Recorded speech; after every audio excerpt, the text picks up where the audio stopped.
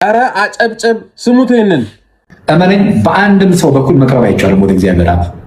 በወልድ በኩል ካልተቻለ፣ በኢየሱስ ክርስቶስ በኩል ወደ አብ መግባት ካልተቻለ፣ ወደ አብ መቅረብ ካልተቻለ በቃ የፈለግ ትፈርጣለህ፣ ጭንቅላት ይፈነዳታል።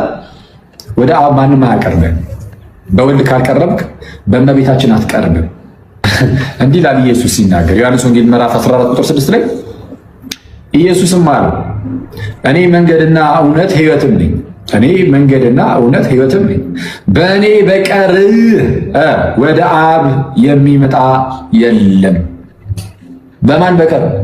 በእኔ በቀር አለ ጌታ ኢየሱስ። በኢየሱስ በኩል ካልሆነ በስተቀር ወደ አብ መድረስ አይቻልም።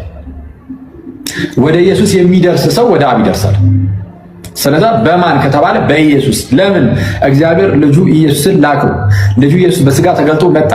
ስለዚህ ከአብ ያለውን ወስዶ ለእኛ ይነግረናል፣ አብን ይገልጥልናል። መቼም ቢሆን እግዚአብሔርን ያየው አንድስ እንኳ የለም፣ በአባቱ እቅፍ ያለ አንድ ልጁ እርሱ ግን ተረከው ተብሎ እንደተነገረ በእቅፉ ያለው ያ ልጁ ብቸኛ ልጁ አብን ሲተርከው ከወልድ በሰማነው መልኩ እና በወልድ ስራም ደግሞ በክርስቶስ ስራ በኢየሱስ ክርስቶስ ስራ ሁላችን ወደ አብ መግባት አለን ስለሚል ጳውሎስም በእርሱ ስራ ወደ አብ እንቀርባለን። ከአብ ጋር የታረቅነው ከእግዚአብሔር ጋር የታረቅነው በልጁ ሞት ስለሆነ ሮሜ ምዕራፍ 5 ላይ እንደሚናገረው በክርስቶስ በትምህርቱም በድህነት ስራውም ጭምር ወደ እግዚአብሔር አብ መቅረብን አገኘን። ወደ እግዚአብሔር መቅረብን ያገኘ ነው በክርስቶስ ነው።